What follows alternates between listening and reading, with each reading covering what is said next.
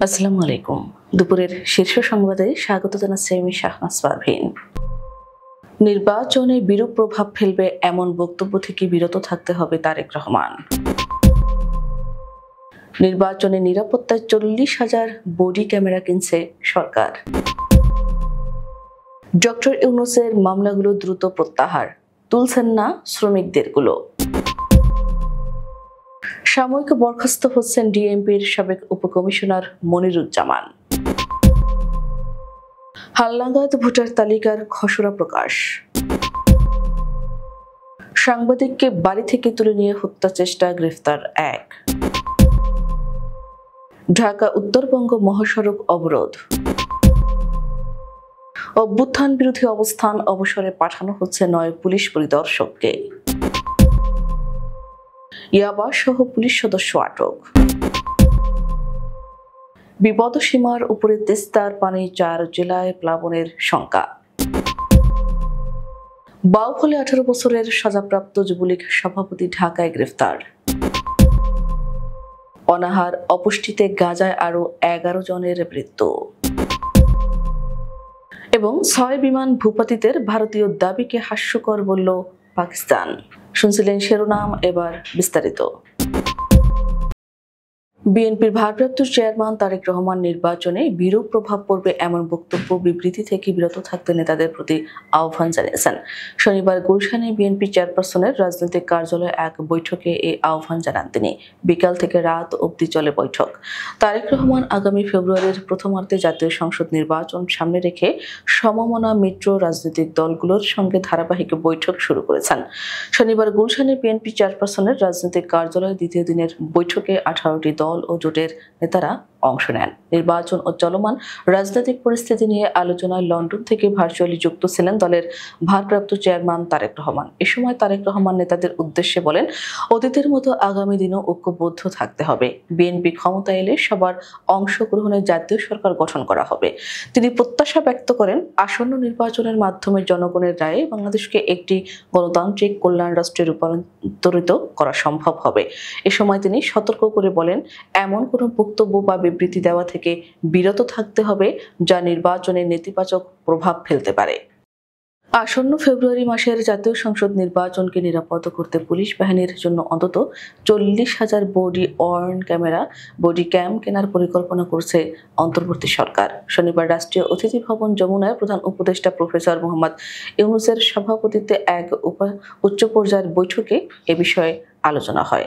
বৈঠকে উপস্থিত ছিলেন স্বরাষ্ট্র উপদেষ্টা অবসরপ্রাপ্ত লেফটেন্যান্ট জেনারেল জাহাঙ্গীর আলম চৌধুরী এবং প্রধান উপদেষ্টার বিশেষ সহকারী খুদা বক্স চৌধুরী ও ফয়েজ আহমদ তৈয়ব। প্রধান উপদেষ্টার প্রেস উইং থেকে রোববার এসব তথ্য জানানো হয়।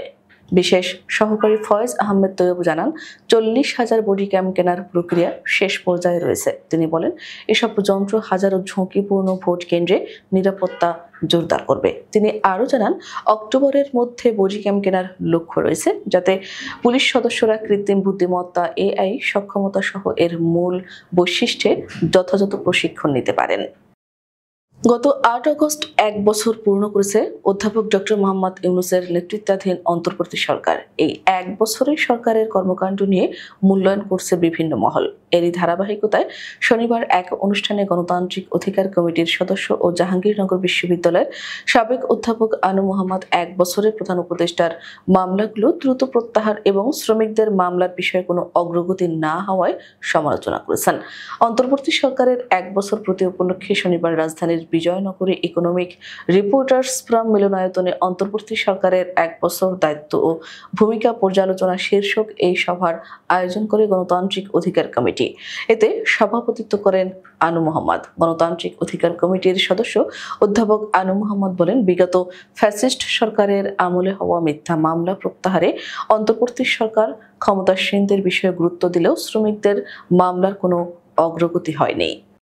ডিএমপির সাবেক উপপুলিশ কমিশনার কাজী মনিরুজ্জামানকে সাময়িক বরখাস্তের সিদ্ধান্ত নিয়েছে সরকার। রোববার স্বরাষ্ট্র মন্ত্রণালয়ের দায়িত্ব দায়িত্বশীল সূত্রে এ তথ্য নিশ্চিত করেছে। সূত্র জানিয়েছে, ইতিমধ্যে ফাইলে সই করেছেন স্বরাষ্ট্র মন্ত্রণালয়ের সিনিয়র সচিব নাসিমুল গনি। বর্তমানে রংপুরে রেঞ্জ ডিআইজির কার্যালয় সংযুক্ত ডিএমপির সাবেক উপ পুলিশ কমিশনার কাজী মনিরুজ্জামান কর্তৃপক্ষের বিনা অনুমতিতে গত 25 নভেম্বর 2024 তারিখ থেকে কর্মস্থলে অনুপস্থিত রয়েছেন। ফলে সরকারি কর্মচারী বিধিমালা 2018 অনুযায়ী অসদাচরণ ও পলায়নের শাস্তিযোগ্য অপরাধে অভিযুক্ত হওয়ায় তাকে ওই তারিখ থেকে চাকরি হতে সাময়িক বরখাস্ত করা হচ্ছে। ত্রয়োদশ জাতীয় সংসদ নির্বাচন সামনে রেখে হালনাগাদ ভোটার তালিকার খসড়া প্রকাশ করেছে নির্বাচন কমিশনে। রোববার খসড়াটি প্রকাশ করা হয়। এর আগে শনিবার ইসির সিনিয়র সচিব আক্তার আহমেদ বলেন, 10 আগস্ট বাদ পড়া 44 লাখের মতো ভোটারের খসড়া তালিকা প্রকাশ করা হবে এবং মৃত ভোটারদের বাদ দেওয়া হবে। দাবি আপত্তি নিষ্পত্তি 31 আগস্টের মধ্যে চূড়ান্ত হবে। গত 4 আগস্ট ইসির এক প্রেস বিজ্ঞপ্তিতে বলা হয়, 10 আগস্ট খসড়া ভোটার তালিকা প্রকাশ করবে নির্বাচন কমিশন। এছাড়া সংশোধনের পর 31 আগস্ট চূড়ান্ত ভোটার তালিকা প্রকাশ করা হবে। বিজ্ঞপ্তিতে বলা হয়েছে, 30 জুন 2025 তারিখে পর্যন্ত ভোটার ডাটাবেজ অন্তর্ভুক্ত 1 জানুয়ারি 2007 তারিখে বা তার পূর্বে যাদের জন্ম এমন নিবন্ধিত ভোটারের সম্পূরক ভোটার তালিকা এবং ভোটার কর্তনের জন্য মৃত ভোটারদের তালিকা প্রকাশ করা হবে 10 আগস্ট। লালমনিরহাটের স্থানীয় পত্রিকা সাপ্তাহিক আলোর মনির নির্বাহী সম্পাদক কবি হেলাল হোসেন কবিরকে বাড়ি থেকে জোরপূর্বক তুলে নিয়ে বেদম পিটিয়ে হত্যা চেষ্টা করেছে চিহ্নিত দুর্বৃত্তরা। এই ঘটনায় তিনি ও তার মা আহত হয়ে সদর হাসপাতালে চিকিৎসাধীন রয়েছেন।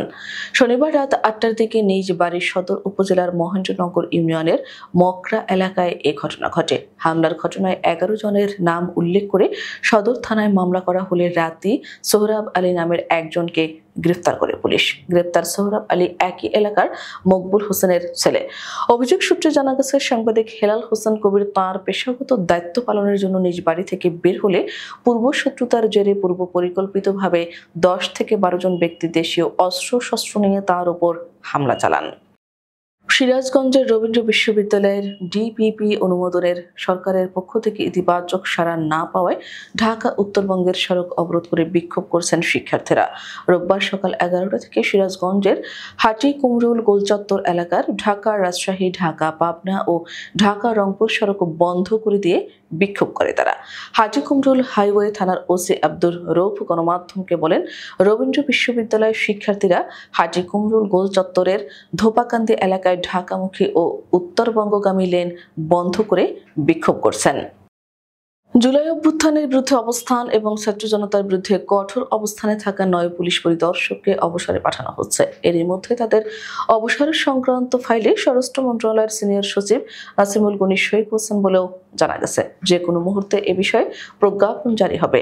রোববার স্বরাষ্ট্র মন্ত্রণালয়ের একটি সূত্রে এ তথ্য জানা গেছে। যাদের অবসরে পাঠানো হচ্ছে তারা হলেন নৌ পুলিশের কর্মরত যমুনা সেতু পূর্ব নৌফাঁড়ের পুলিশ পরিদর্শক মোহাম্মদ কামাল হোসেন, সিআইডির মৌলভীবাজারের পুলিশ পরিদর্শক নুরুল ইসলাম, টাঙ্গাইলের মধুপুর সার্কেল অফিসের পুলিশ পরিদর্শক আবু বকর সিদ্দিক, টুরিস্ট পুলিশের মুন্সিগঞ্জ ও পদ্মা সেতু জোনের পরিদর্শক মামুনুর রশিদ, নারায়ণগঞ্জ জেলার রিজার্ভ অফিসের পুলিশ পরিদর্শক এস.এম.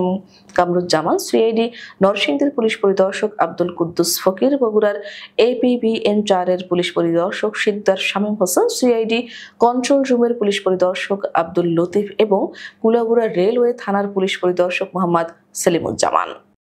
শরীয়তপুরের নারিয়ায় ইয়াবা সহ এক পুলিশ কনস্টেবলকে আটক করেছে স্থানীয়রা। এ সময় এক যুবককেও আটক করা হয়। শনিবার রাত 11:30টার দিকে নড়িয়া পৌরসভার ঢালিপাড়া মাঝির বাজার এলাকায় এ ঘটনা ঘটে। আটক পুলিশ সদস্যের নাম আল আমিন দীপু। তিনি নড়িয়া থানায় কনস্টেবল হিসেবে কর্মরত। অপরজনের নাম আসাদ হোসেন। তিনি নড়িয়া পৌরসভার বৈশাখীপাড়া গ্রামের কামাল হোসেনের ছেলে। স্থানীয়রা জানায়, তাদের চলাফেরা দেখে সন্দেহ হয়। পরে আটক করে জিজ্ঞাসাবাদ করলে তাদের কাছ থেকে 2 পিস ইয়াবা উদ্ধার করা হয়।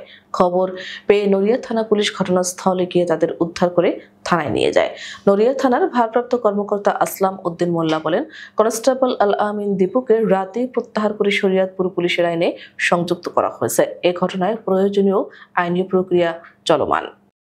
ভারতের উজানে পশ্চিমবঙ্গ, অরুণাচল ও মেঘালয় টানা ভারী বৃষ্টিপাতের প্রভাবে দ্রুত বাড়ছে তিস্তা নদীর পানি। আগামী ৪৮ ঘন্টার মধ্যে বিপদসীমা অতিক্রম করতে পারে তিস্তা নদীর পানি। এ অবস্থায় লালমনিরহাট, নীলফামারী, রংপুর, কুড়িগ্রাম জেলার তিস্তা নদী সংলগ্ন নিম্নাঞ্চল প্লাবিত হতে পারে। রোববার বন্যা সতর্কীকরণ কেন্দ্র থেকে দেওয়া এক সতর্ক বার্তায় জানানো হয়েছে এ তথ্য। বন্যা সতর্কীকরণ কেন্দ্র জানিয়েছে, উজানে ভারী বৃষ্টিপাতের প্রভাবে আগামী ৩ দিন তিস্তার পানি ক্রমাগত বাড়তে পারে। এ সময় লালমনিরহাট, নীলফামারী, রংপুর ও কুড়িগ্রামের তিস্তা তীরবর্তী নিম্নাঞ্চল প্লাবিত হওয়ার আশঙ্কা রয়েছে। এছাড়া ধরলা ও দুধকুমার নদীর পানিও সতর্ক সীমার কাছাকাছি পৌঁছাতে পারে। বিজ্ঞপ্তি অনুযায়ী সুরমা, কুশিয়ারা, সোমেশ্বরী, ভুগাই ও কংস নদীর পানি বৃদ্ধি পেয়ে সতর্ক সীমায় প্রবাহিত হতে পারে আগামী ৩ দিন। সেই সঙ্গে গঙ্গা ও পদ্মা নদীর পানি সমতলও বৃদ্ধি পাচ্ছে। সতর্ক সীমায় প্রবাহিত হতে পারে এ দুই নদীর পানিও। ১৮ বছরের সাজাপ্রাপ্ত পলাতক আসামি এবং পটুয়াখালীর বাউফল উপজেলা যুবলীগের সভাপতি শাহজাহান সিরাজকে রাজধানীর আফতাবনগর এলাকা থেকে গ্রেপ্তার করেছে পুলিশ। শনিবার বিকেলে বাউফল থানার এসআই মনিরুজ্জামান খানের নেতৃত্বে পুলিশের একটি দল র্যাব ২ এর সহায়তায় খিলগাঁও আফতাবনগরের একটি বাসায় অভিযান চালিয়ে তাকে গ্রেফতার করে। পুলিশে জানায়, চাঁদাবাজি, মারধর ও ভাঙচুরের মামলায় পটুয়াখালী আদালত শাহজাহান সিরাজকে ১৮ বছরের কারাদণ্ড প্রদান করেন। ২০২৪ সালের ৫ আগস্ট বিগত সরকারের পতনের পর থেকেই তিনি আত্মগোপনে ছিলেন। বাউফল থানার অফিসার ইনচার্জ আখতারুজ্জামান সরকার গ্রেফতারের বিষয়টি নিশ্চিত করে বলেন, ঢাকার আফতাবনগর এলাকা থেকে তাকে গ্রেফতার করা হয়েছে। গাজা ভূখণ্ডে অনাহার ও অপুষ্টিজনিত কারণে আরও ১১ জনের মৃত্যু হয়েছে। গাজার স্বাস্থ্য মন্ত্রণালয় এ তথ্য জানিয়েছে। এ নিয়ে এই উপত্যকাটিতে এমন মৃত্যুর সংখ্যা বেড়ে দাঁড়ালো ২১২ জনে। এদের মধ্যে ৯৮ জনের শিশু। শনিবার ব্রিটিশ গণমাধ্যম বিবিসির এক প্রতিবেদনে এ তথ্য জানানো হয়েছে। গাজার স্বাস্থ্য মন্ত্রণালয়ের তথ্য অনুযায়ী গত ২৪ ঘন্টায় ইসরায়েলি সামরিক অভিযানে অন্তত ৩৮ জন নিহত হয়েছেন। এ সময় আরও ৪৯১ জন আহত হয়েছেন। এদিকে ইসরায়েল গাজা সিটির নিয়ন্ত্রণ নেয়ার পরিকল্পনা ঘোষণা করার পর জানা গেছে, শহরটি খালি করার জন্য ৭ অক্টোবর পর্যন্ত সময়সীমা বেঁধে দেওয়া হয়েছে। এ নিয়ে বিশ্বজুড়ে চলছে তুমুল সমালোচনা। অপারেশন সিঁদুরের ৩ মাস পরে এসে ভারতীয় বিমান বাহিনী দাবি করেছে, তারা অভিযানের সময় ৫টি যুদ্ধ বিমান সহ পাকিস্তানের ৬টি বিমান ভূপাতিত করেছেন। পাকিস্তানের প্রতিরক্ষা মন্ত্রী খাজা মোহাম্মদ আসিফ ভারতীয় বিমান বাহিনী প্রধানের এই দাবিকে মিথ্যা, হাস্যকর ও সত্য থেকে বহু দূর বলে অভিহিত করেছেন। শনিবার নিজের সরকারি এক্স অ্যাকাউন্টে দেওয়া পোস্টে ভারতীয় সামরিক নেতৃত্বের সমালোচনা করে খাজা মোহাম্মদ আসিফ তিনি বলেন, ৩ মাস আগে সংঘর্ষ শেষ হওয়ার পর হঠাৎ এমন দাবি যেমন অবিশ্বাস্য তেমনি অসময়ের। তিনি বলেন, পাকিস্তানের একটি বিমানও ভূপাতিত হয়নি বা ধ্বংস হয়নি, বরং পাকিস্তান রাফায়েল সহ ৬টি ভারতীয় যুদ্ধ বিমান ভূপাতিত করেছে। আমাদের পরবর্তী রাতের শীর্ষ সংবাদ দেখার আমন্ত্রণ জানিয়ে এখনকার মতো বিদায় নিচ্ছি। দর্শক, ভিডিওটি শেষ পর্যন্ত দেখার জন্য আপনাকে অসংখ্য ধন্যবাদ। নিত্য নতুন সংবাদ পেতে আমাদের ইউটিউব চ্যানেলটি সাবস্ক্রাইব করুন, নিয়মিত নোটিফিকেশন পেতে বেল বাটনটি ক্লিক করুন এবং আমাদের ফেসবুক পেজটিতে লাইক করুন। এছাড়াও আমাদের ভিডিওতে লাইক দিয়ে শেয়ার করুন। আল্লাহ হাফেজ।